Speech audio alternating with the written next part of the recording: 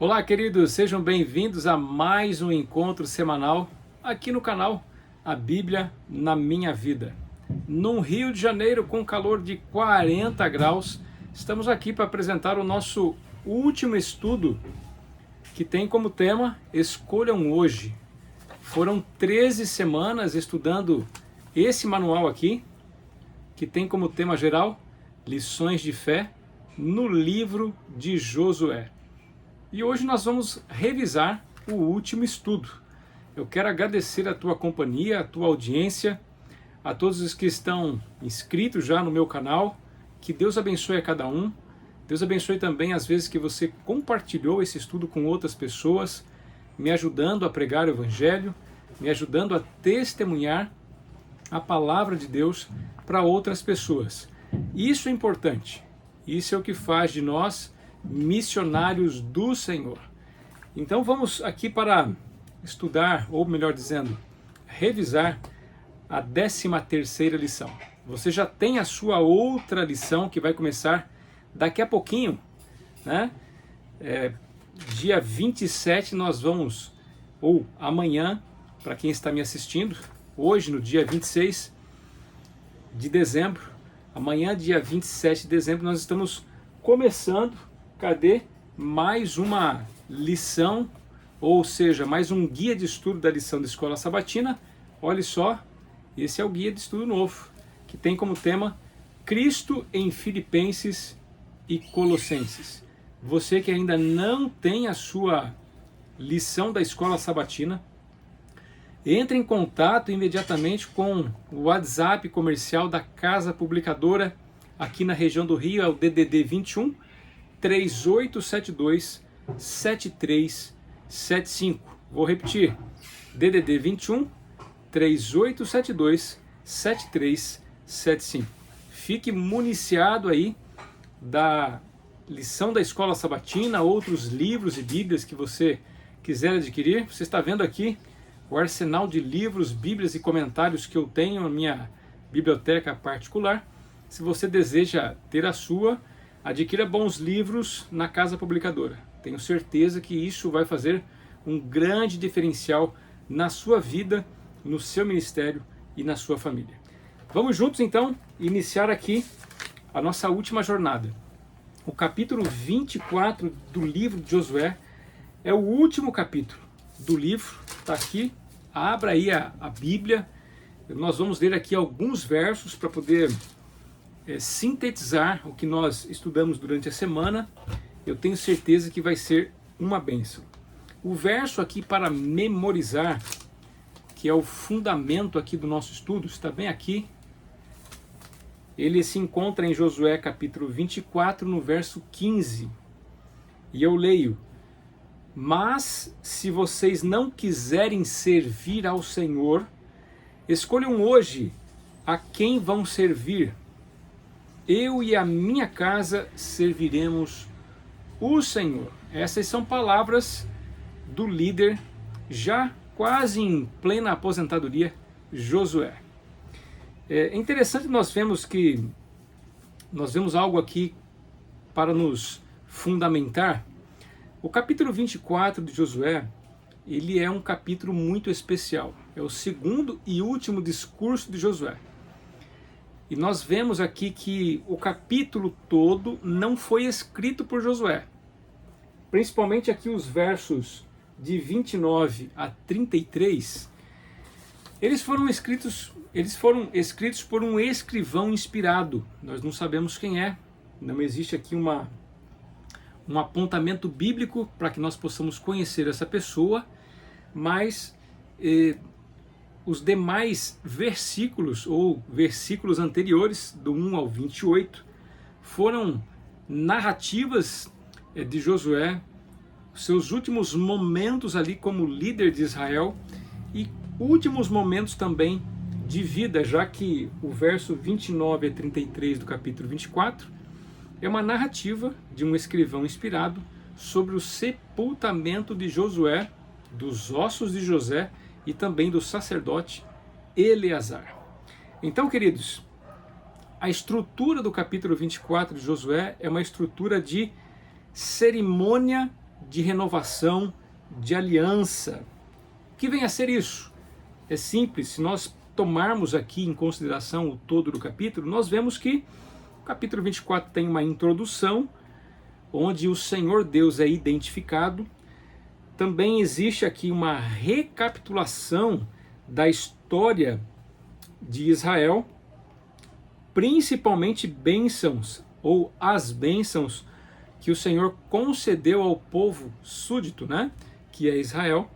Nós temos uma terceira parte, os pré-requisitos da aliança, que é o chamado para a reconciliação, do qual, melhor dizendo, as palavras de Josué aqui fazem todo sentido. Nós temos uma quarta parte, o pronunciamento de bênção e maldições, que era bem típico de uma cerimônia de aliança ou de renovação de aliança. As testemunhas aqui mencionadas, Josué utilizou uma grande pedra para ser testemunha além do próprio povo, daquilo que ele estava propondo como renovação de aliança. E por fim nós temos aqui o registro do documento. Esse registro não foi escrito por Josué, mas foi ali foi um registro inspirado por um escrivão. São exatamente aqui os últimos versos do capítulo 24, de 29 a 33. Então, meus queridos, vamos aqui fazer uma rápida recapitulação, tomando como base a lição aqui da parte de domingo. Vocês estavam lá. Observe bem como começa o capítulo 24. São palavras aqui que eu leio e diz o seguinte: depois Josué reuniu todas as tribos de Israel em Siquém e chamou os anciãos de Israel, os chefes, os seus juízes e os seus oficiais. E eles se apresentaram diante de Deus. E então Josué disse a todo o povo: assim diz o Senhor, Deus de Israel: antigamente os pais de vocês, incluindo Tera, pai de Abraão e de Naor, viviam do outro lado do Eufrates e serviam outros deuses. Eu, porém, trouxe Abraão, o pai de vocês, do outro lado do rio, e os fiz percorrer toda a terra de Canaã. Também multipliquei a descendência dele e lhe dei Isaque. A Isaque dei Jacó e Esaú. A Esaú dei como propriedade as montanhas de Seir, mas Jacó e seus filhos desceram para o Egito. E então, verso 5, enviei Moisés e Arão e castiguei o Egito com o que fiz ali, e depois tirei vocês de lá. Estes aqui são os 5 primeiros versos do capítulo 24. E é interessante porque o tema "Vocês estavam lá" é muito inclusivista, ou seja, os dois conceitos importantes que nós vemos aqui na lição de domingo são o inclusivismo utilizado por Josué para incluir as novas gerações de Israel no povo de Israel. É como se ele estivesse convidando as novas gerações a se incluir na memória de Israel, mesmo que eles não estivessem antigamente passado pelo que os pais de Israel passaram, né? Ou seja, os patriarcas de Israel passaram. Isso é inclusivismo, é proposto por Josué junto à nova geração de Israel, justamente com vistas à renovação de uma importante cerimônia, que é a cerimônia de aliança com Deus. O segundo conceito visto aqui na lição é a soberania de Deus.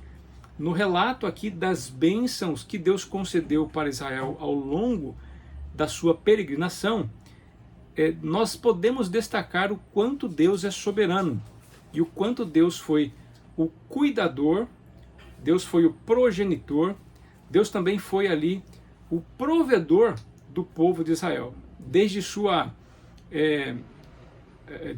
seu nascimento, digamos assim, ou de sua origem por meio de Abraão, e depois junto à descendência de Abraão e as descendências aqui de Jacó. Algo interessante que podemos aprender aqui na parte de domingo é justamente essa ideia do corporativismo É interessante aqui Josué ter feito esta renovação de aliança em Siquém. Siquém é um território marcado por memórias que tem como base aqui o grande patriarca de Israel, Abraão, e seu neto Jacó. Abraão, ele foi um grande construtor de altar, e em Siquém não foi diferente, ele construiu um altar ali quando passou por essas terras. Já Jacó, ele, ao contrário de Abraão, que construiu um altar para o Senhor, Jacó ele convidou a sua família ou a sua prole ali também em Siquém para jogar fora os deuses estranhos. Então essas memórias foram muito alusivas ao que Josué propôs antes ali de morrer, que era renovar a aliança com Deus. E é por isso que vem aqui o conceito de corporativismo, ou seja, a junção das novas gerações à geração mais amadurecida de Israel tem tudo a ver com esse inclusivismo e corporativismo, ou seja, as disposições tanto da nova geração quanto da geração mais amadurecida de renovar uma aliança com o Senhor tinham ou teriam um impacto profundo junto ao povo de Israel. Assim é também na Igreja de Cristo. Na Igreja de Cristo ou na Igreja Adventista do Sétimo Dia, por exemplo, existe grande importância, objetividade e propósito no corporativismo. Como ensina a teologia paulina em 1 Coríntios capítulo 12, versos de 12 a 27, a individualidade do membro tem muito valor, pois afeta diretamente a diversidade e a complementariedade do corpo. O apóstolo Paulo, nos versos 26 e 27, afirma: de maneira que, se um membro sofre, todos sofrem com ele. E se um deles é honrado, todos os outros se alegram com ele. Ora, vocês são o corpo de Cristo e individualmente membros desse corpo. Esse mesmo conceito, o inclusivismo, a soberania de Deus e também o corporativismo, a importância do mesmo, é preservado na Igreja Adventista do Sétimo Dia, da qual você provavelmente faz parte. Se você ainda não faz parte, nós convidamos você a conhecer o sistema teológico da Igreja Adventista, e não só o sistema teológico, mas também como a comunidade adventista. Nós podemos ver também o ensino paulino, que faz o sentido do corporativismo, tanto em suas palavras em Romanos, capítulo 5, verso 12, quando ele aponta no sentido negativo a Adão como o precursor do pecado entre a humanidade, e também no sentido positivo, ele que menciona a Cristo como o segundo Adão, como aquele que veio distribuir graça e misericórdia a todos, todos naturalmente, em quem que confiarem nele, melhor dizendo. Dando continuidade aqui na parte de segunda-feira da nossa lição, com sinceridade e verdade. O que significa temer ao Senhor e servir com integridade e fidelidade? Já pensou nisso? Pois é, a lição da parte de segunda-feira traz esta reflexão.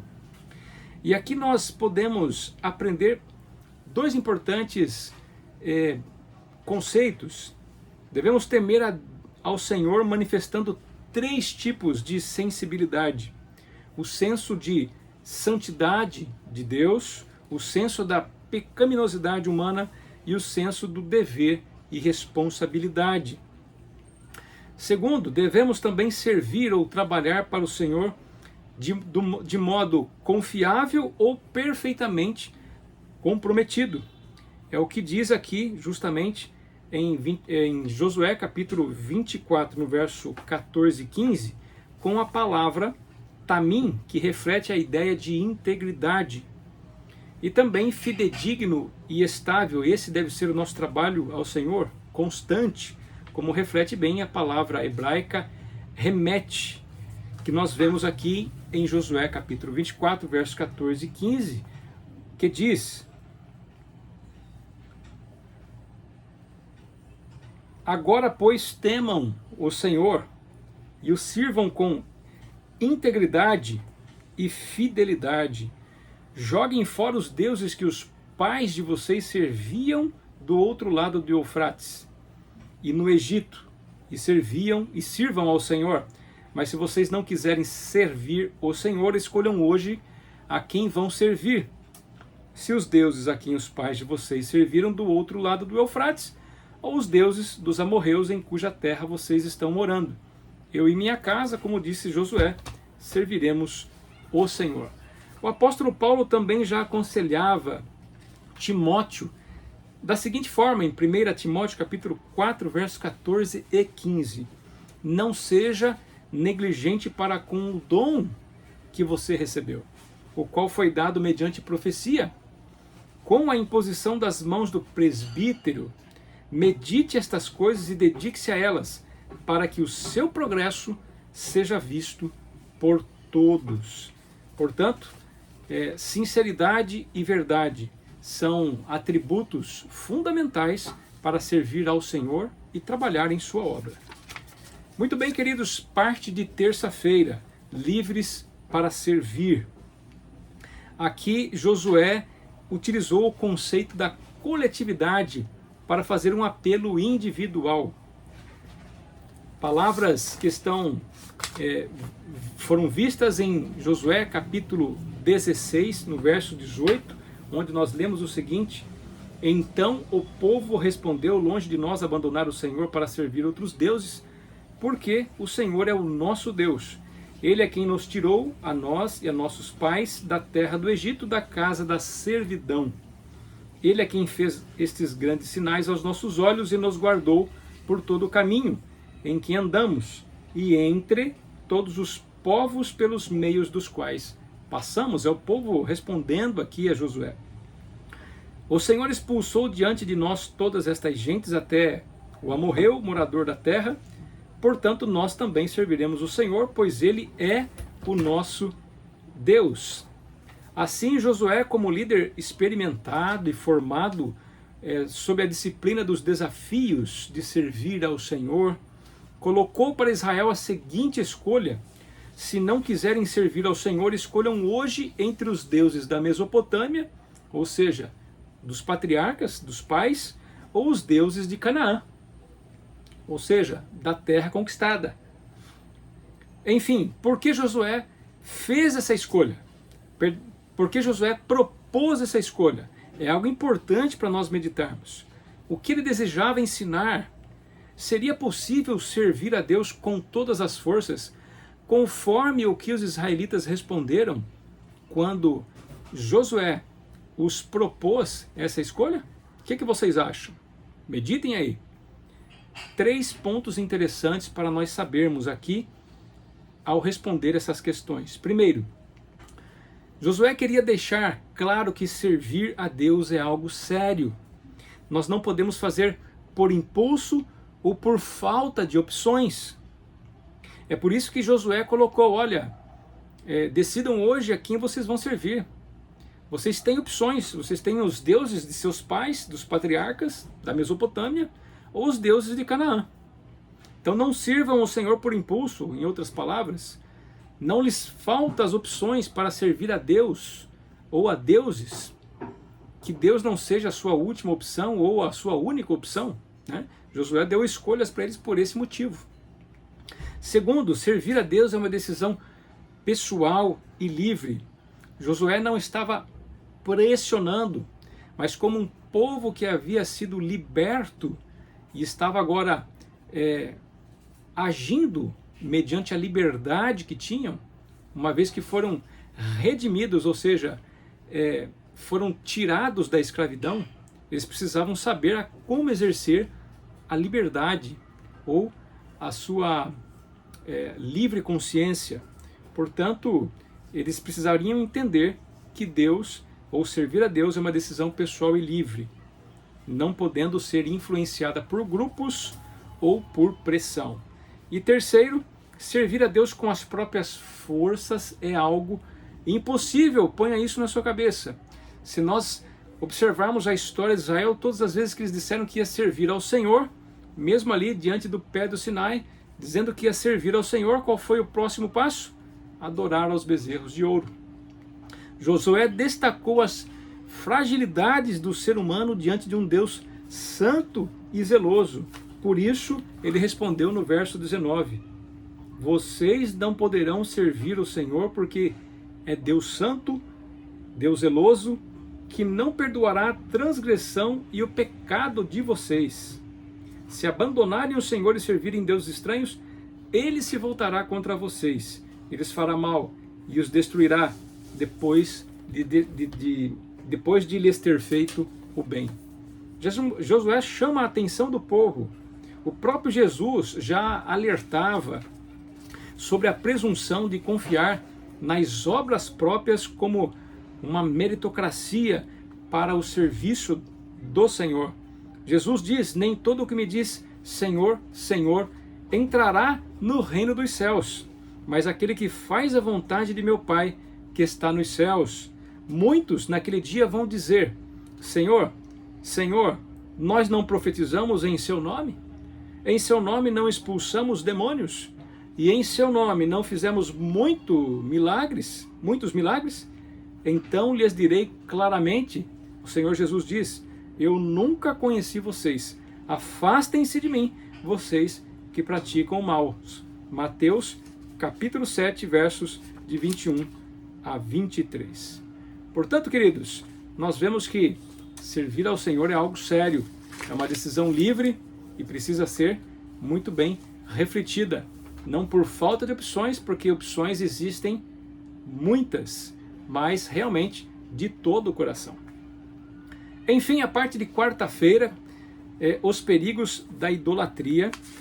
E disse Josué capítulo 24, verso 23, joguem fora os deuses estranhos e inclinem o coração a Deus. É interessante observarmos essa palavra inclinar, do verbo inclinar, que vem do hebraico natan, que significa esticar, dobrar-se. Quais deuses estranhos ainda faziam parte da vida de Israel? Parou para pensar? Realmente nós temos a tendência natural de se inclinar para adorar realmente nós não temos a tendência natural de se inclinar para adorar e obedecer a Deus, conforme o chamado aqui de Josué. Por 3 vezes Josué apelou ao povo para temer e servir a Deus. Josué capítulo 24, verso 14, verso 19 e agora no verso 23, como nós lemos. E por 3 vezes o povo respondeu afirmativamente. Josué capítulo 24, no verso 16, no verso 21 e no verso 24. Então, lendo, parece que o povo estava realmente sendo sincero. Mas será? No entanto, nós não vemos no final aqui da narrativa que o povo jogou fora os seus deuses estranhos. Deuses estes provavelmente cananitas. O relato de Josué 24 não evidencia, no final de sua narrativa, essa ação do povo, mas sim a disposição de jogá-los fora. Isso revela que o apelo de temer a Deus e servi-lo, jogando fora os deuses, continua aberto para o povo de Deus, não só daquela geração, mas de todas as gerações vindouras, alcançando até mesmo a nossa própria vida. Esse apelo se revela hoje, no último chamado que nós vemos em Apocalipse 14, versos de 6 a 12, onde nós lemos ali que é chegada a hora do juízo de Deus. Temei a Deus e dai-lhe glória, porque é chegada a hora de seu juízo. Adorai aquele que fez os céus, a terra e o mar e as fontes das águas, e assim sucessivamente. Que deuses ainda precisamos jogar fora para servir ao Senhor plenamente e de todo o coração? Essa é uma reflexão importante que precisamos fazer. Afinal de contas, Jeremias, em Lamentações, capítulo 4, verso 22 e 23, melhor dizendo, diz: as misericórdias do Senhor são a causa de não sermos consumidos, porque as suas misericórdias não têm fim, renovam-se cada manhã, e grande é a tua fidelidade. Não deixe as misericórdias do Senhor passarem em sua vida sem que haja reciprocidade da sua parte. Não permitam que as misericórdias do Senhor alcancem o seu final sem que você tome uma decisão ao lado dele e que seja realmente e de fato do fundo do coração. Enfim, queridos, parte de quinta-feira neste rápido resumo que nós temos aqui da nossa última lição, terminando bem, parte de quinta-feira. E como eu disse, os últimos versos mencionados aqui, dos versos 29 até os versos 33, foram registradas por um escrivão inspirado, porque aqui relata-se naturalmente, ou envolve naturalmente, os últimos registros da vida de Josué. Aqui também podemos ver no capítulo 24 de Josué que os anciãos são mencionados, os anciãos de Israel. E é interessante que esse escrivão ele resgata as memórias tanto de Josué, como também dos anciãos e do sacerdote Eleazar, e inclusive dos ossos de José. Por que o escrivão fez questão de fazer o registro dessas pessoas em paralelo com a fidelidade do povo de Israel? Essa é uma importante pergunta para você refletir e para você conhecer as intenções do escrivão dos últimos versos aqui do livro de Josué. Naturalmente, esse escrivão tinha o propósito de revelar a equivalência da fidelidade do povo de Israel enquanto viveram Josué, os anciãos e a liderança amadurecida. Uma vez que aborda o passado glorioso de Israel, também aborda o presente de bênção na nova terra e prenuncia implicitamente o quê? Um futuro incerto. São mencionados aqui pelo menos 3 sepulturas em memória. Primeiro, a do próprio Josué, que foi sepultado em Efraim, em Timnat-Sera, na região montanhosa. Os ossos de José, que foram sepultados no campo de Siquém, que é um vale. E por fim, o sacerdote Eleazar, que foi sepultado em Efraim, na cidade de Gibeá, na região montanhosa. Então nós vemos Josué sepultado em Timnat-Sera, região de Efraim, montanhosa. Nós vemos José, os ossos de José sepultados numa região baixa, num vale de Siquém, e nós vemos o sacerdote Eleazar sepultado em Gibeá, também na região montanhosa de Efraim. É interessante esses 3 sepultamentos, justamente pelo propósito que tinha o escrivão, de exaltar, ou melhor dizendo, apontar e revelar para a fidelidade do povo enquanto a liderança de Israel, por meio de Josué, os anciãos, os sacerdotes e os demais líderes permaneceram vivos. O que aconteceu com Israel depois? Pois bem, Josué aprendeu a depender de Deus e a confiar nele, em cada provisão que o Senhor lhe assegurou. Essa postura perseverante de Josué ocorria diariamente, o que lhe rendeu, pela graça e pela justiça de Jesus, a promoção de auxiliar de Moisés para servo do Senhor, a mais alta honraria de um aprendiz, de um seguidor do Senhor. Quanto a Israel, será que podemos dizer que é um final feliz? Queridos, eu termino agora convidando você a tirar o foco de Israel e colocar o foco em você. Exatamente isso. O povo de Israel escreveu sua história de fidelidade, infidelidade e recomeços, como nós podemos ver no livro aqui, o próximo livro de Juízes, depois os livros de Reis, de Crônicas e assim sucessivamente. Nós vemos que Israel escreveu a sua história de fidelidade, depois infidelidade e recomeços. Porém, hoje, a boa notícia é que hoje nós podemos escrever a história ou a nossa história de vida no livro da vida do Cordeiro, conforme Apocalipse capítulo 21, no verso 27. Podemos escolher hoje como será. Se será uma história de fidelidade, de infidelidade, de recomeços, enfim, como diz Jesus no Apocalipse capítulo 2, no verso 10. Seja fiel até a morte e eu lhe darei a coroa da vida. Se você deseja realmente registrar com os seus atos a sua história de vida no livro da vida do Cordeiro, confie na graça de Cristo. Confiemos na graça de Jesus. Tomemos a sua justiça para as nossas vidas. Tomemos a vida do segundo Adão para remover de nós a natureza do primeiro Adão, a natureza pecaminosa, e que nós possamos justamente registrar a nossa história de vida junto do Senhor Jesus. Fica aqui a minha gratidão, a minha alegria por participar com vocês de mais um resumo da lição da Escola Sabatina e o convite para que nós possamos nos dedicar no estudo da nossa próxima lição, do nosso próximo guia de estudo, Cristo em Filipenses e Colossenses, já com a primeira lição, perseguidos, mas não abandonados. Faça de Cristo o memorial da sua vida.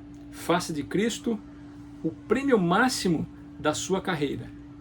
E todos nós seremos felizes. Um abraço a todos, um bom final de ano e até 2026. Tchau, tchau.